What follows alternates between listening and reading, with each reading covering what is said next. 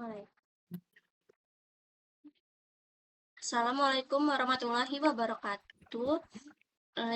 Pada video kali ini kita akan mempresentasikan modul 4 dan 5. Sebelumnya izin memperkenalkan diri, saya Siva Amalia dengan NPM 24782064 dan teman-teman saya Yaitu saya, Dini Pratiwi, dengan NPM 24782041. Saya Nelka Salsabila dengan NPM 24782056. Jadi kita langsung aja ke sub 401 Why should I take this module? Pada subbab ini kita diperkenalkan dengan alasan mengapa modul ACL konsep penting untuk dipelajari. Materi ini dimulai dengan analogi sebuah kawasan perumahan berpagar yang memiliki sistem keamanan di gerbang masuk dan keluar. Setiap orang yang datang harus menunjukkan identitasnya. Lalu petugas keamanan akan memeriksa apakah orang tersebut memang diizinkan masuk. Untuk pegawai yang setiap hari keluar masuk, proses ini dibuat lebih sederhana dengan penggunaan badge agar akses dapat dilakukan secara otomatis. Konsep tersebut mirip dengan cara kerja ACL dalam jaringan komputer. ACL bekerja memeriksa lalu lintas data yang melewati interface router, lalu menentukan apakah paket tersebut boleh lewat atau harus ditolak. Jadi seperti penjaga gerbang yang mengatur siapa yang boleh masuk dan keluar. ACL juga berfungsi sebagai mekanisme kontrol untuk lalu lintas jaringan. Jadi inilah alasan mengapa modul ini penting, karena ACL merupakan bagian yang penting dari keamanan dan pengelolaan trafik jaringan. Selanjutnya pada subbab 402. Di subbab ini dijelaskan tujuan utama pembelajaran dalam modul ACL konsep. Secara umum, modul ini bertujuan agar kita mampu menjelaskan bagaimana ACL digunakan sebagai bagian dari kebijakan keamanan jaringan.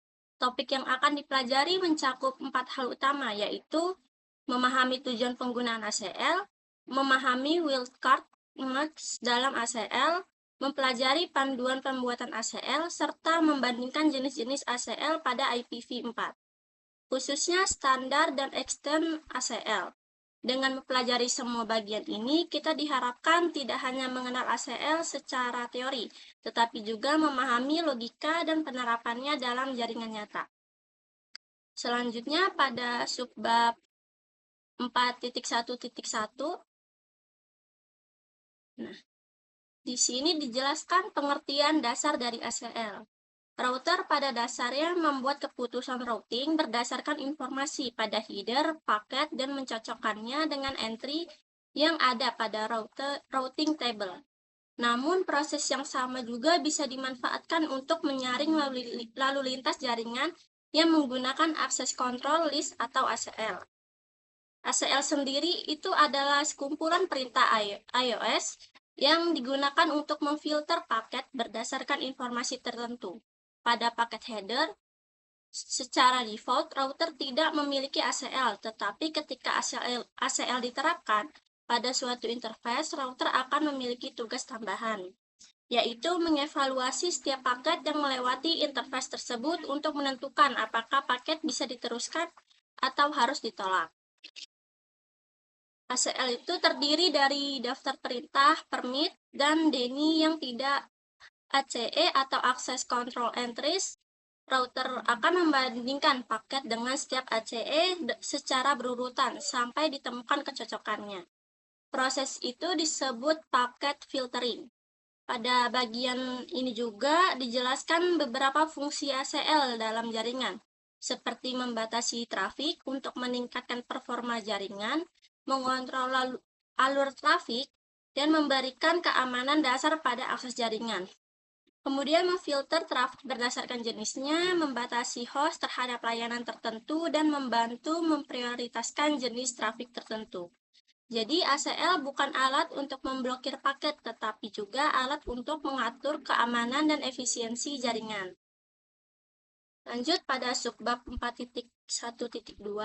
paket filtering, yaitu pembahasannya difokuskan pada paket filtering.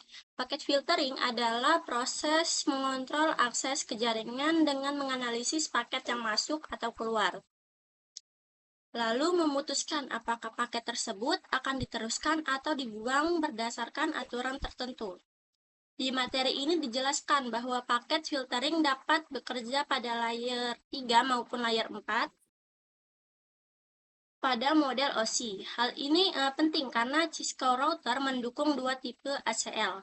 Standar ACL hanya melakukan filtering pada layer 3 dengan melihat source IPv4 address saja. Sementara itu, extend ACL dapat bekerja lebih rinci karena selain melihat source dan destination IPv4 address, extend ACL juga bisa memeriksa informasi layer 4 seperti protokol TCP, UDP, port, dan informasi protokol lainnya. Jadi dari subbab ini adalah bahwa paket filtering memungkinkan administrator untuk mengontrol lalu lintas jaringan pada tingkat yang sederhana maupun rinci, tergantung pada jenis ACL yang digunakan. Selanjutnya, subbab 4.1.3 dijelaskan bagaimana ACL bekerja saat diterapkan pada router. ACL dapat dikonfigurasikan untuk memfilter tarik inbound maupun outbound. Inbound ACL bekerja pada paket yang masuk ke interface router, sedangkan outbound ACL bekerja pada paket yang keluar dari interface router. Inbound ACL memfilter paket sebelum router melakukan proses routing. Hal ini lebih efisien karena paket memang akan ditolak. Router tidak perlu membuang sumber daya untuk mencari rute. Sebaliknya, outbound ACL memfilter paket setelah proses routing selesai, sehingga cocok digunakan ketika beberapa paket dari berbagai sumber akan keluar melalui interface yang sama. Pada bagian ini juga ditekankan bahwa ACL tidak bekerja pada paket yang berasal dari router itu sendiri. Selain itu, dijelaskan langkah operasional ACL, yaitu router mengambil informasi yang relevan dari header paket, lalu membandingkannya dengan setiap ACE secara berurutan. Jika ditemukan kecocokan, router akan menjalankan aksi permit atau deny. Jika tidak ada kecocokan sama sekali, maka berlaku aturan implisit deny, yaitu paket otomatis ditolak. Karena itu, ACL harus selalu dirancang dengan hati-hati. Jika tidak ada perintah permit yang sesuai, maka semua trafik yang tertolak akibat implisit deny di akhir ACL. Selanjutnya, di subbab 4.2.1. Nah, pada subbab ini dijelaskan konsep dari dasar wildcard marks dalam ACL. Wildcard marks digunakan untuk menentukan bagaimana dari alamat IPv4 yang harus cocok dan bagian mana yang boleh diabaikan saat pencocokan dilakukan. Wildcard mask memiliki konsep yang berlawanan dengan subnet mask. Dalam wildcard mask, bit 0 berarti nilai pada alamat harus cocok, sedangkan bit 1 berarti nilai tersebut diabaikan. Dengan demikian, wildcard mask membantu ACL dalam mencocokkan satu host tertentu, satu subnet, atau bahkan rentang dalam yang lebih luas. Materi ini juga memberikan beberapa contoh wildcard mask berdasarkan maknanya. Misalnya 0.0.0 berarti semua oktet harus cocok sehingga biasanya dipakai untuk satu host. Lalu 0.0.0.255 berarti 3 oktet pertama harus cocok dan oktet terakhir diabaikan, sehingga cocok untuk satu subnet /24. Dari sini kita dapat memahami bahwa wildcard mask adalah komponen yang sangat penting dalam pembuatan ACL. Selanjutnya, di subbab 4.2.2 dijelaskan beberapa jenis penggunaan wildcard mask dalam ACL. Di materi ini menunjukkan bahwa wildcard mask dapat dipakai 3 kebutuhan utama, yaitu mencocokkan satu host, mencocokkan satu subnet IPv4, dan mencocokkan rentang alamat IPv4. Untuk mencocokkan satu host digunakan wildcard 0.0.0.0. Artinya semua bit alamat IP harus sama persis. Untuk mencocokkan satu subnet, misalnya jaringan /24, digunakan wildcard 0.0.0.255, sehingga hanya 3 oktet pertama yang harus sama dan oktet terakhir bebas berubah. Sedangkan untuk mencocokkan rentang alamat yang lebih besar, wildcard dapat disusun agar beberapa subnet sekaligus dapat diwakili dalam satu aturan. Subnet ini menekankan bahwa pemilihan wildcard mask harus sesuai dengan tujuan ACL. Jika tujuannya sangat spesifik, maka wildcard harus lebih sempit. Jika ingin mencakup banyak alamat, maka wildcard dibuat lebih luas. Selanjutnya, di 4.2.3 dijelaskan cara menghitung wildcard mask.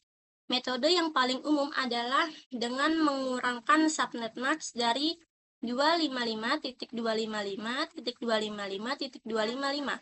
Dengan cara ini, kita dapat memperoleh wildcard mask dengan sesuai dengan jaringan yang ingin dicocokkan oleh ACL. Materi ini menampilkan beberapa contoh. Misalnya subnet mask 255.255.255.0 akan menghasilkan wildcard 0.0.0.255. Subnet mask 255.255.255.40 akan menghasilkan wildcard 0.0.0.15.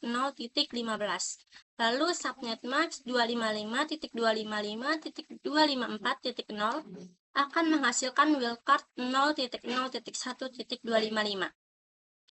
Bagian ini penting karena kemampuan menghitung wildcard mask merupakan keterampilan dasar dalam membuat ACL yang benar. Jika wildcard mask salah, maka alamat yang diizinkan atau ditolak juga bisa menjadi tidak sesuai dengan kebutuhan. Selanjutnya,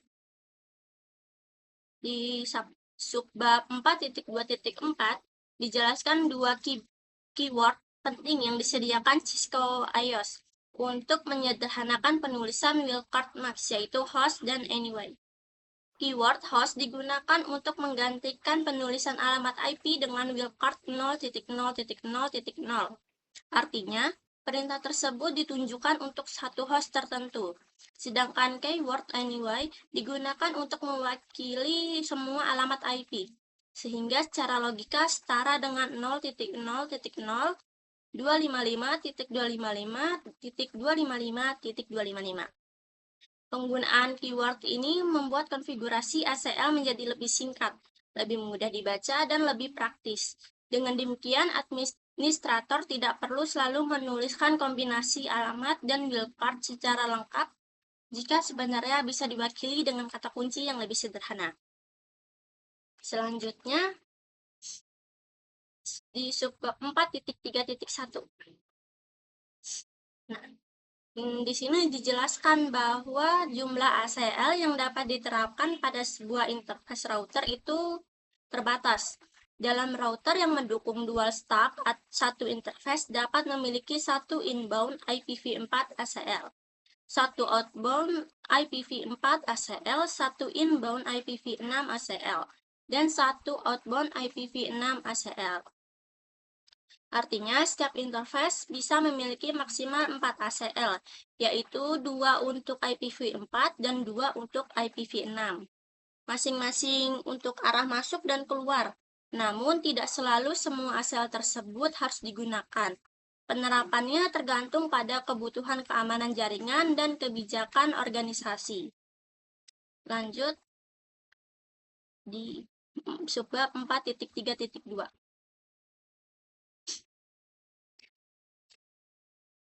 Pada subbab ini dibahas praktik terbaik dalam membuat ACL. Penggunaan ACL memerlukan ketelitian yang tinggi, karena kesalahan konfigurasi dapat menyebabkan gangguan layanan, kesulitan troubleshooting, bahkan menurunkan kinerja jaringan. Beberapa pedoman utama yang dijelaskan adalah membuat ACL berdasarkan kebijakan keamanan organisasi. Menuliskan terlebih dahulu tujuan ACL sebelum dikonfigurasi serta menggunakan text editor untuk membuat, mengedit, dan menyimpan daftar ACL. Selain itu, ACL juga perlu didokumentasikan dengan baik. Misalnya menggunakan remark agar fungsi setiap aturan dapat dipahami dengan jelas. Praktik penting lainnya adalah melakukan pengujian ACL di lingkungan pengembangan sebelum diterapkan pada jaringan produksi. Dengan cara ini, administrator dapat meminimalkan risiko kesalahan. Selanjutnya di subbab 4.4.1,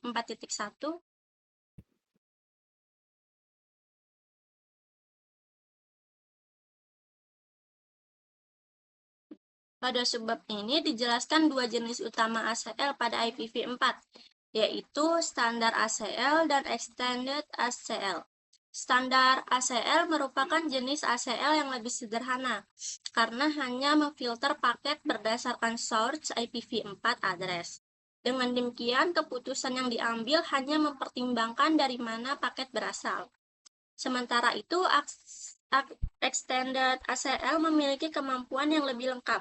Selain source address, extended ACL juga dapat memeriksa destination address, jenis protokol, serta port TCP atau UDP. Karena itu, extended ACL memberikan kontrol yang jauh lebih detail dan fleksibel dibandingkan standar ACL. Selanjutnya, subbab 4.4.2.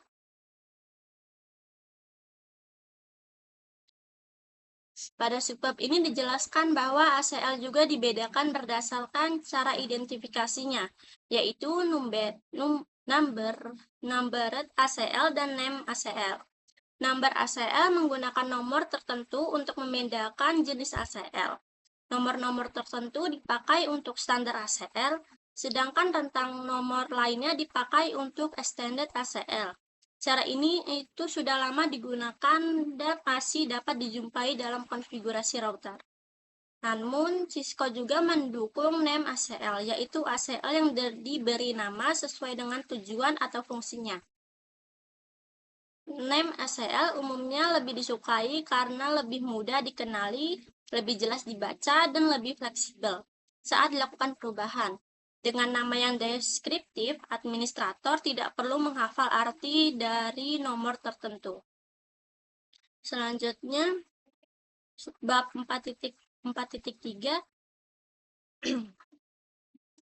Di sini dijelaskan tentang penempatan ACL. Prinsip utamanya adalah setiap ACL sebaiknya ditempatkan pada lokasi yang memberikan dampak paling efisien terhadap jaringan. Secara umum, extended ACL biasanya ditempatkan dekat dengan sumber trafik, supaya trafik tidak diinginkan bisa diblokir lebih awal sebelum melewati banyak perangkat jaringan.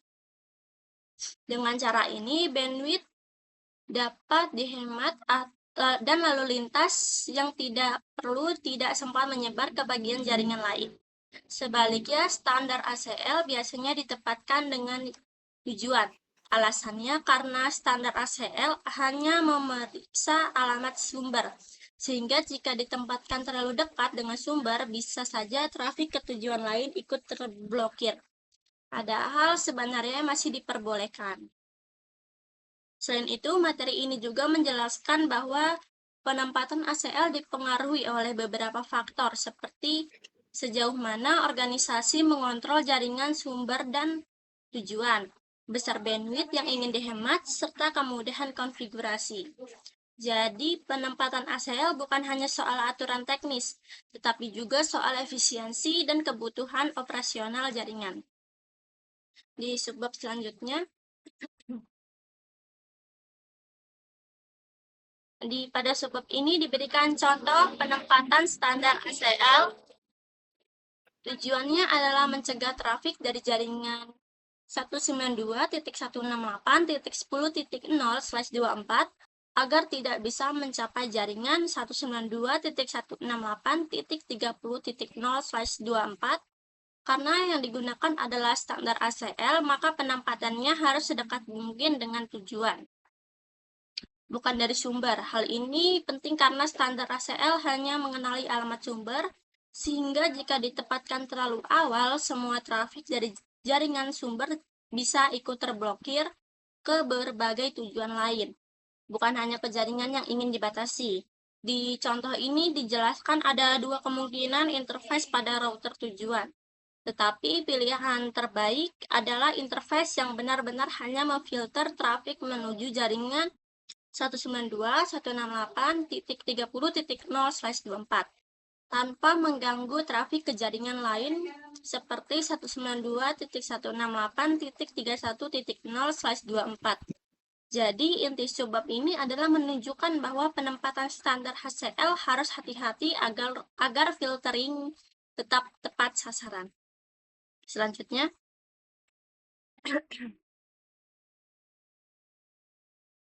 pada di subbab ini juga ditunjukkan contoh penempatan extended ACL.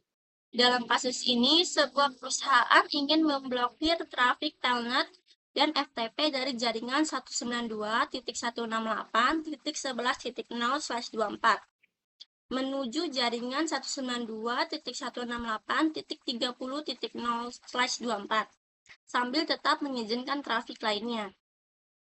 Karena yang digunakan adalah extended ACL, maka ACL sebaiknya diletakkan sedekat mungkin dengan sumber trafik. Ini membuat trafik yang tidak diinginkan dapat dihentikan lebih cepat sebelum melewati beberapa network lain. Dengan demikian, efisiensi jaringan menjadi lebih baik. Dalam materi ini juga menunjukkan bahwa walaupun secara teori, extended ACL ini bisa dipasang di sisi tujuan. Hal itu tidak ideal karena trafik yang nantinya diblokir sudah terlanjur melewati jaringan, maka solusi terbaik adalah menempatkan extended ACL di router dekat sumber, tepatnya pada interface yang menerima trafik dari jaringan 192.168.11.0/24. Jadi, subbab ini menegaskan kembali prinsip bahwa extended ACL sebaiknya ditempatkan dengan sumber agar pengendalian trafik lebih efektif. Oke, di subbab selanjutnya akan dijelaskan oleh teman saya.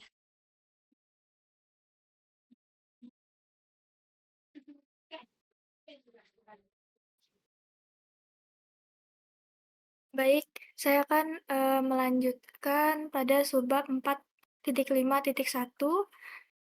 What did I learn in this module? Jadi, pada subbab ini merupakan rangkuman dari seluruh materi pada modul sebelumnya.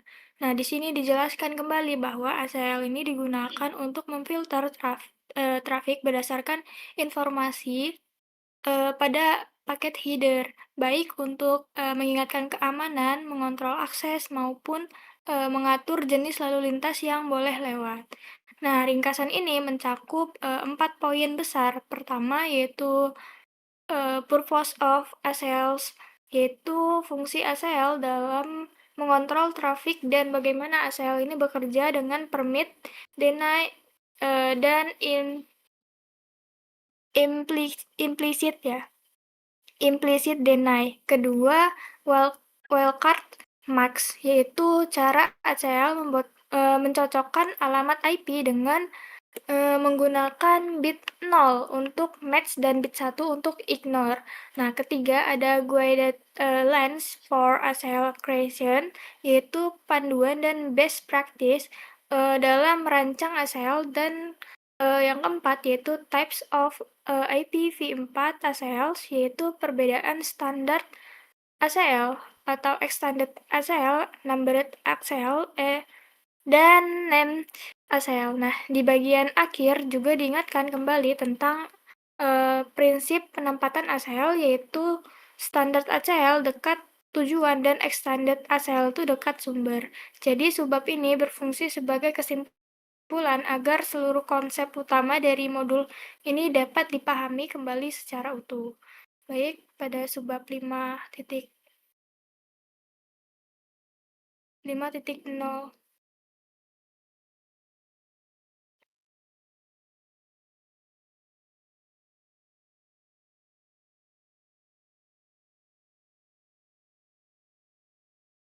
Baik, pada modul 5.0.1 yaitu what Why should I take this module? Jadi pada subbab ini dijelaskan alasan mengapa modul ACLs for IPv4 configuration perlu dipelajari. Jika modul sebelumnya membahas konsep ACL-nya, maka modul ini tuh mulai masuk ke tahap implementasi atau konfigurasi ACL pada perangkat jaringan. Nah, materi ini kembali menggunakan analogi penjaga gerbang yang mengatur siapa yang boleh masuk dan keluar. Dalam jaringan, ACL ini berperan sebagai atau seperti penjaga tersebut, yaitu mengizinkan dan menolak lalu lintas berdasarkan aturan. Namun pada tahap ini, fokusnya bukan lagi sekedar memahami konsep, melainkan bagaimana cara mengkonfigurasi ACL dan bagaimana ACL ini dapat digunakan untuk mendukung secure administrative access. Jadi alasan mempelajari modul ini adalah agar kita ini tidak hanya paham teori ACL, tetapi juga bisa menerapkannya dalam konfigurasi nyata pada jaringan IPv4. Baik, modul selanjutnya.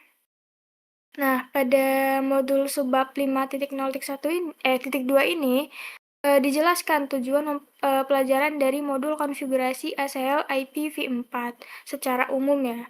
Jadi tujuan modul ini adalah agar kita mampu mengimplementasi IPv4 ACL untuk memfilter trafik dan mengamankan akses administratif. Nah, topik yang akan dipelajari meliputi konfigurasi standar IPv4 ACLs secara memodifikasi IPv4 ACLs menggunakan standar IPv4 ACL untuk mengamankan akses VTY. Nah, secara konfigurasi extended IPv4 ACLs dengan kata lain, modul ini tuh adalah tahap lanjutan dari teori ACL menuju praktik konfigurasi yang lebih nyata di routernya. Baik, subbab selanjutnya yaitu 5.1.1.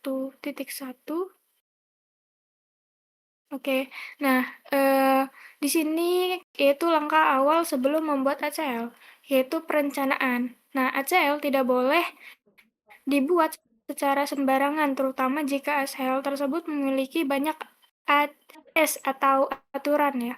Nah, materi ini menekankan bahwa sebelum menulis konfigurasi di router, administrator sebaiknya terlebih dahulu menuliskan kebijakan yang ingin diterapkan menggunakan text editor.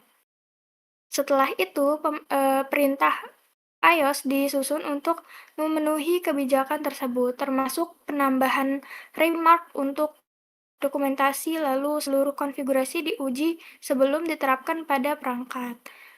Inti dari subbab ini tuh yaitu bahwa pembuatan ACL yang baik harus dimulai dari perencanaan yang jelas. Dengan begitu, ACL ini dapat diterapkan dengan benar tanpa mengganggu trafik jaringan yang seharusnya tetap berjalan. Baik, subbab selanjutnya yaitu 5.1.2. Nah, di sini dibahas sintaks untuk membuat numbered standard IPv4 ACLs. Nah, konfigurasi dilakukan dengan perintah global configuration yang menggunakan nomor ACL. Aksi permit atau deny, alamat sumber, wildcard mask, dan opsi tambahan seperti remark maupun log. Nah, bagian ini juga menjelaskan fungsi setiap parameter. Nomor ACL digunakan untuk mengidentifikasi daftar aturan. Kata deny berarti akses ditolak jika kondisi cocok. Nah, sedangkan permit berarti akses diizinkan. Parameter source menunjukkan sumber trafik yang akan difilter. Lalu, wildcard marks itu menentukan seberapa spesifik alamat yang dicocokkan.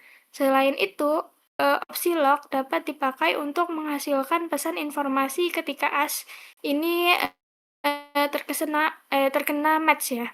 Jadi, subbab ini tuh fokus pada struktur dasar penulisan ACL standar bernomor yang nantinya ini akan menjadi fondasi untuk praktik konfigurasi ACL di routersnya.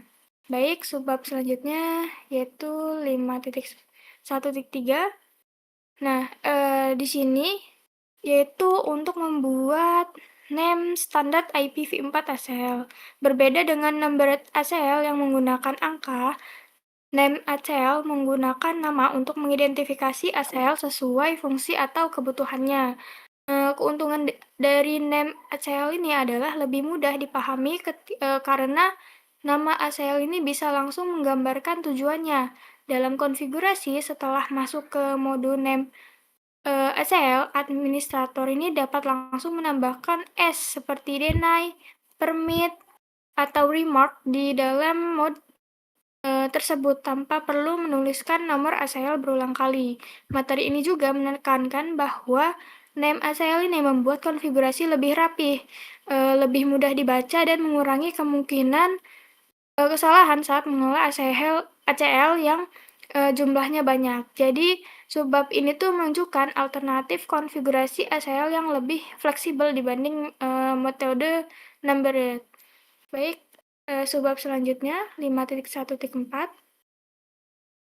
Oke. Nah, pada subbab ini dijelaskan bahwa setelah ACL ini selesai dibuat, ACL tersebut harus diterapkan ke interface agar bisa bekerja. Nah, ACL yang hanya dibuat tetapi belum di-apply ke interface itu belum akan memfilter trafiknya. Nah, penerapannya itu dilakukan dengan perintah IP access min group, lalu ditentukan apakah ACL ini dipasang untuk arah inbound atau outbound. Jika ACL ini dilepas dari interface, digunakan perintah untuk menghapus penerapan ACL dari interface. Sedangkan jika ACL ini ingin dihapus dari router, maka ACL tersebut nih harus dihapus dari konfigurasi global. Jadi, inti subbab ini tuh adalah bahwa konfigurasi ACL ini memiliki dua tahap penting, yaitu membuat ACL dan menerapkannya pada interface yang tepat. Baik, subbab selanjutnya. Nah, pada subbab ini diberikan contoh beberapa numbered standard IPv4 ACL dalam topologi.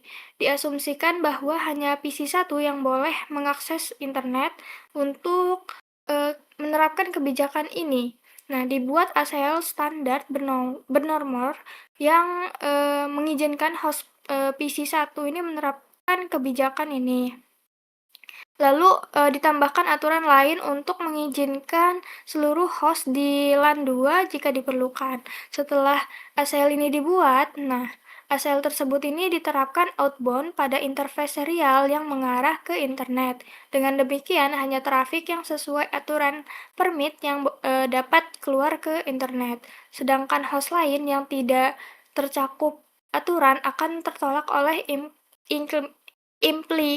implicated deny ya, sebab ini tuh juga menunjukkan cara memverifikasi ACL, misalnya dengan melihat daftar ACL yang aktif, meninjau running configuration, dan memeriksa apakah ACL ini sudah benar-benar diterapkan pada interface.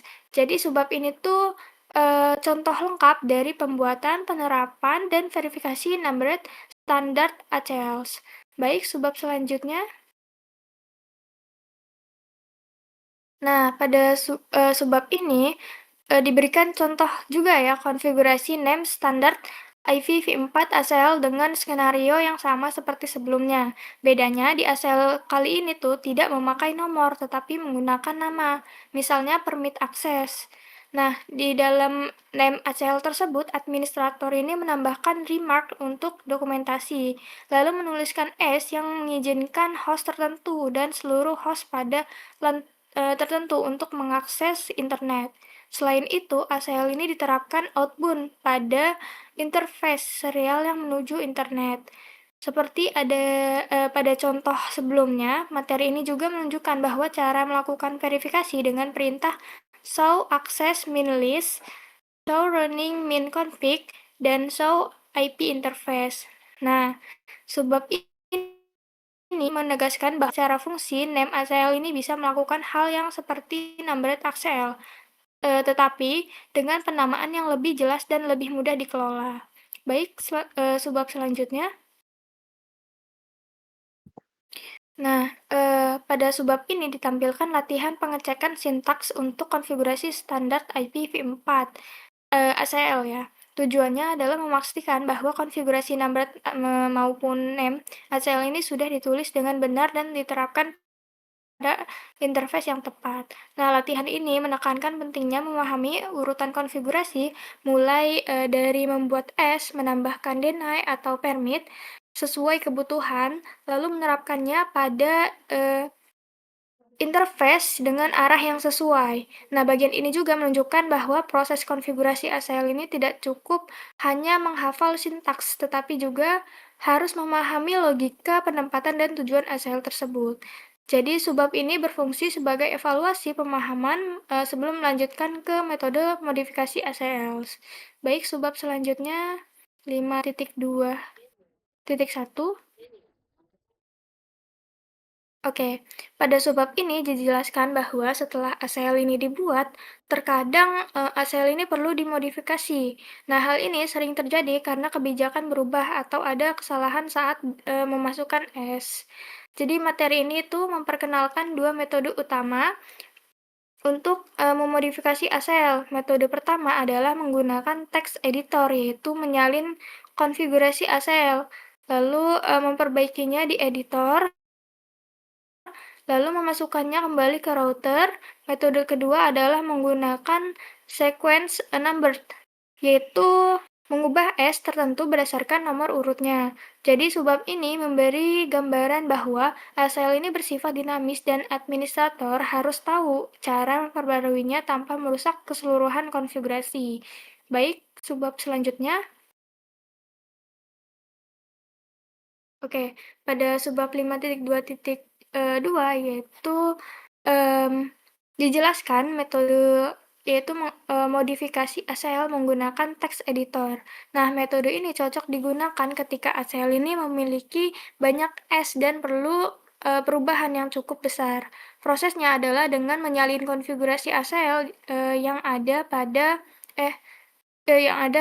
dari router ke editor, lalu melakukan koreksi yang diperlukan. Nah, setelah itu ACL lama ini dihapus dari router, kemudian ACL yang sudah diperbaiki itu dimasukkan kembali. Nah, cara ini tuh lebih aman untuk perubahan yang kompleks karena administrator ini bisa meninjau keseluruhan aturan terlebih dahulu ya sebelum menerapkannya.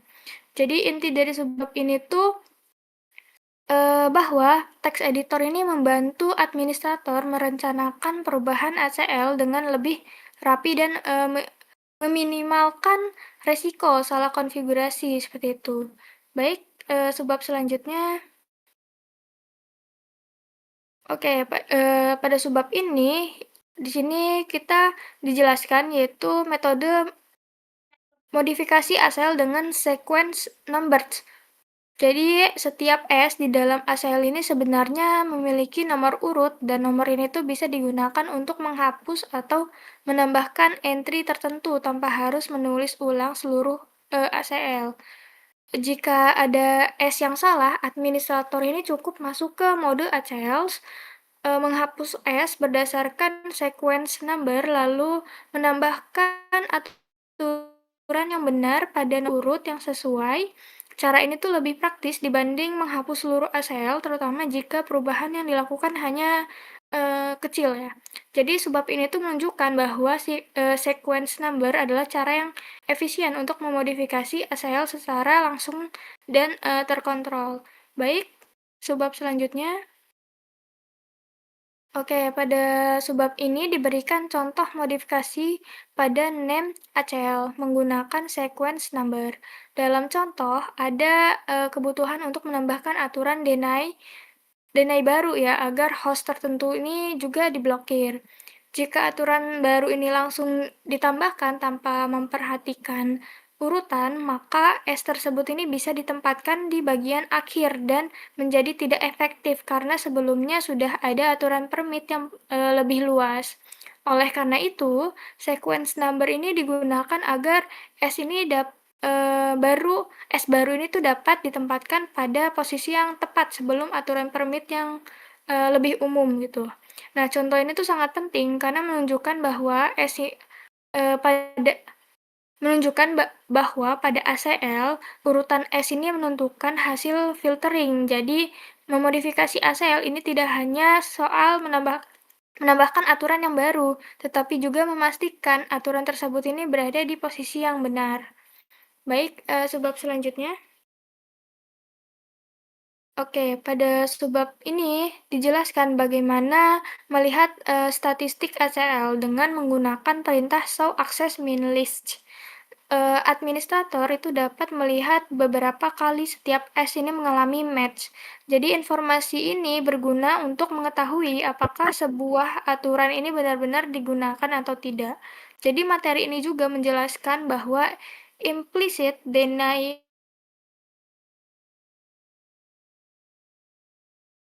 untuk memantau perubahan statistik, administrator ini dapat menghapus hit counter menggunakan perintah clear access min list counters, lalu mengamati kembali hasilnya setelah traffic ini berjalan. Nah, subbab ini penting karena statistik ACL ini membantu proses monitoring dan troubleshooting dengan melihat jumlah match pada setiap S, administrator ini bisa mengevaluasi apakah ACL ini bekerja sesuai kebijakan yang diinginkan. Baik, subbab selanjutnya yaitu syntax cracker modify IPv4 ACLs. Nah, pada subbab ini ditampilkan latihan pengecekan sintaks untuk memodifikasi IPv4 ACLs dengan menggunakan sequence number. Tujuan dari bagian ini adalah memastikan bahwa kita ini memahami cara menambah, mengubah, atau memperbaiki S dalam ACL tanpa harus menghapus seluruh konfigurasi. Pada contoh yang ditampilkan, perubahan dilakukan langsung pada entry ACL yang sudah ada, lalu hasilnya diverifikasi menggunakan perintah show access min list. Dari output tersebut, kita tuh bisa lihat apakah aturan baru ini sudah masuk dengan urutan yang benar. Jadi inti dari subbab ini tuh adalah bahwa modifikasi ACL ini harus selalu diikuti dengan verifikasi supaya administrator ini tuh yakin bahwa perubahan yang dilakukan itu benar-benar sesuai kebutuhan dan tidak menimbulkan kesalahan pada proses filteringnya. Baik, untuk selanjutnya bisa dijelaskan oleh teman saya.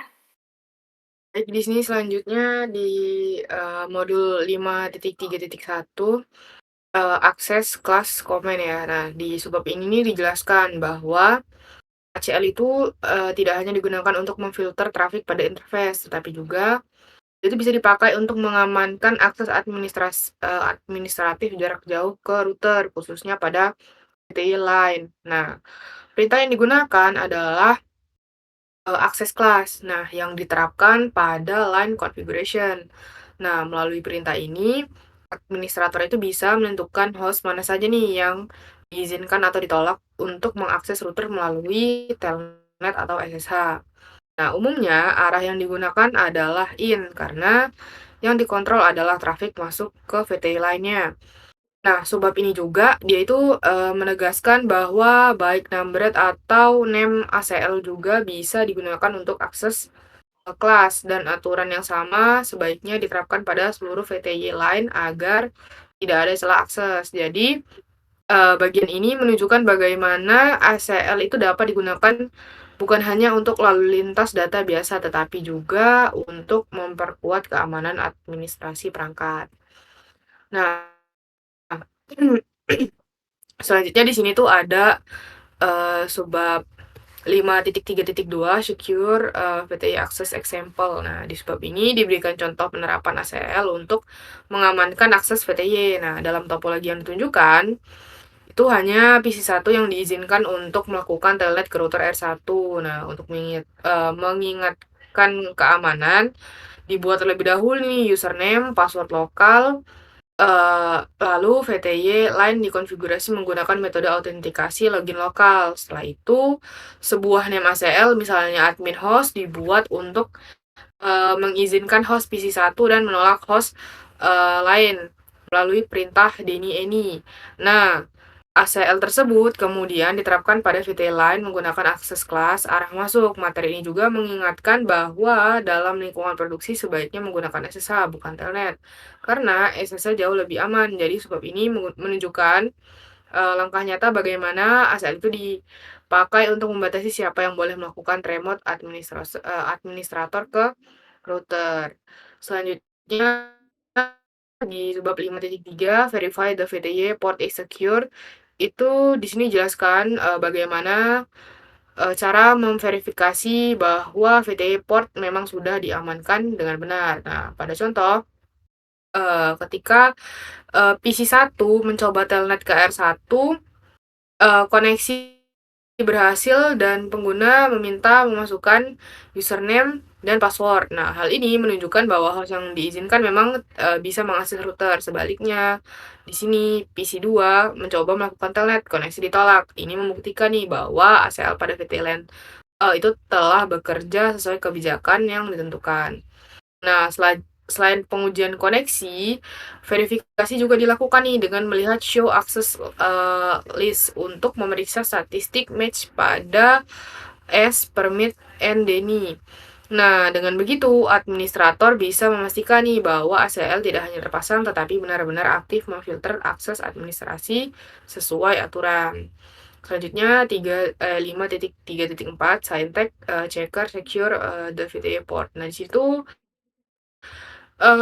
untuk latihan-latihan aja. Nah, singkatnya di subbab ini ditampilkan latihan sinteks ya, yang untuk mengamankan VTE port. Fokusnya itu untuk memastikan bahwa konfigurasi akses kelas login lokal dan ACL pada VTE lain itu sudah diterapkan dengan benar.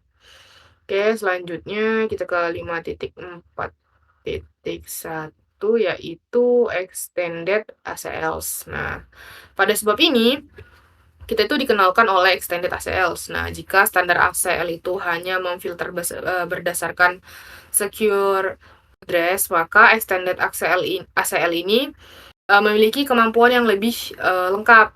Nah, extended ACL ini dapat memfilter berdasarkan source address, lalu destination address, jenis protokol seperti IP, TCP, UDP, atau ICMP, serta port number. Karena itu, extended ACL ini memungkinkan administrator membuat kebijakan filtering yang lebih rinci. Misalnya nih, kita bisa mengizinkan web traffic ke tujuan tertentu, tetapi menolak FTP atau telnet. Selanjutnya di materi 5.4.2 Numbred Extended IPv4 ACL Syntax. Nah, di subbab ini dibahas syntax pembuatan Numbred Extended IPv4 ACL. Struktur dasarnya itu mirip dengan standar ACL, tetapi lebih kompleks karena mendukung banyak parameter tambahan. Nah, selain nomor ACL, permit atau DNI, dan source address, extended ACL juga menambahkan parameter seperti protokol, destination, lalu wildcard, operator, port, established, dan log. Dengan parameter-parameter ini, administrator itu dapat membuat aturan lebih spesifik. Misalnya nih, hanya mengizinkan traffic TCP ke port tertentu atau memblokir protokol tertentu saja. Nah, di subbab ini, dia itu menegaskan bahwa cara menerapkan extended ACL ini ke interface itu tetap menggunakan perintah IP access group. IP access mini group ya, sama seperti pada standar ACL. Jadi yang bertambah kompleks bukan proses penerapannya, melainkan detail aturan filtering yang bisa dibuat. Selanjutnya di 5.4.3 protocols and port. Nah, di sebab ini dijelaskan nih bahwa extended ACL itu dapat memfilter berdasarkan berbagai protokol internet dan port. Nah, protokol yang umum digunakan antara lain IP, ICMP, lalu TCP dan UDP. Nah, jika administrator memilih protokol tertentu, maka opsi yang tersedia akan menyesuaikan. Misalnya memilih TCP atau UDP, maka ACL itu difokuskan pada port layanan tertentu. Nah, begitu pula jika memilih ICMP, maka digunakan adalah jenis pesan ICMP. Nah, pada bagian ini menekankan bahwa extended ACL itu memungkinkan filtering yang sangat detail. Administrator tidak hanya menentukan alamat sumber dan tujuan, tetapi juga jenis komunikasi apa yang diizinkan atau ditolak dalam jaringan. Nah, selanjutnya 5.4.4 Protocols and Port Number Configuration Examples. Nah, di sini diberikan contoh konfigurasi extended ACL berdasarkan nama port ataupun number port. Contohnya nih, pada traffic HTTP ditulis dengan www. Nah, atau langsung dengan nomor port 80 ya kan, dan keduanya memiliki arti yang sama. Nah, di materi ini juga menunjukkan nih bahwa beberapa layanan yang tidak memiliki keyword umum dalam sinteks ACL, administrator itu harus menuliskan langsung nomor portnya, misalnya 22 untuk SSH atau 443 untuk HTTPS. Nah, inti dari subbab ini adalah bahwa extended ACL memiliki fleksibilitas dalam penulisan aturan. Nah, administrator ini bisa menggunakan nama dan layanan yang lebih mudah dibaca atau nama port lebih eksplisit ya, tergantung kebutuhan konfirmasi. Nah, selanjutnya 5.4.5 apply a numbered extended IPv4 ACL. Nah, di sini diberikan contoh penerapan number extended IPv4 ACL dalam topologi yang ditunjukkan. ACL ini dibuat untuk mengizinkan trafik HTTP dan HTTPS dari jaringan 192.168.10.0/24 ya, menuju tujuan manapun. Nah, karena extended ACL ini sebaiknya ditempatkan pada dekat sumber, maka si ACL tersebut diterapkan inbound pada interface router yang menerima trafik dari jaringan 192.168.10.0/24. Nah, dengan cara ini, hanya trafik web yang sesuai aturan yang akan diteruskan, sedangkan trafik lain dapat diblokir. 4.6 TCP Established Extended ACL. Nah, di sini dibahas menggunakan keyword ya, keyword established pada extended ACL. Nah, keyword ini digunakan untuk mengizinkan trafik balasan TCP dari luar masuk kembali ke jaringan internal. Tanpa mengizinkan host luar itu memulai koneksi baru ke dalam. Nah, konsepnya yaitu mirip dengan firewall sederhana. Host internal boleh memulai koneksi ke internet, misalnya membuka website. Lalu paket balasan dari server web ke internet diizinkan masuk kembali karena koneksi tersebut dianggap sudah established. Namun, host luar yang mencoba memulai koneksi baru ke dalam itu akan tetap ditolak. Lanjut aja ke 5.4.7 yaitu name extended IPv4 ACL syntax. Nah, di sini dijelaskan syntax untuk membuat name extended IPv4 ACL sama seperti name ACL. Nah, metode ini menggunakan nama sebagai identitas ACL, bukan nomor ya. Setelah perintah konfigurasi dimasukkan, router itu akan masuk ke dalam mode name extended ACL. Di mode administrator dapat langsung menambahkan permit, deny, maupun remark sesuai kebutuhan. Nah, keuntungan name extended ACL ini adalah konfigurasi menjadi lebih deskriptif dan lebih mudah dipahami. Dengan nama yang jelas, administrator juga dapat langsung mengetahui tujuan ACL tanpa harus mengetahui nomor tertentu. Selanjutnya 5.4.8 name extended IPv4 ACL example. Nah, di subbab ini diberikan contoh nih penerapan name extended IPv4 ACL. Dalam contohnya dibuat dua ACL bernama serving and browsing. Nah, ACL serving ini digunakan untuk mengizinkan trafik HTTP dan HTTPS dari jaringan internal keluar ke internet. Sedangkan si ACL browsing ini dia digunakan untuk mengizinkan trafik balasan web kembali masuk ke host internal dengan memanfaatkan prinsip established. Nah, ACL serving ini diterapkan inbound pada interface dari jaringan internal, sementara ACL browsing itu diterapkan outbound pada interface yang mengarah kembali ke jaringan internal. Selain itu, dilakukan verifikasi dengan show access list untuk memastikan adanya hit counter pada kedua ACL. Selanjutnya 5.4.9. Jadi di sini edit extended ACLs. Nah, pada sebab ini dijelaskan nih cara mengedit extended ACL di sini seperti apa. Seperti pada standar ACL, perubahan bisa dilakukan menggunakan text editor jika perubahannya banyak atau menggunakan square number jika perubahannya sedikit.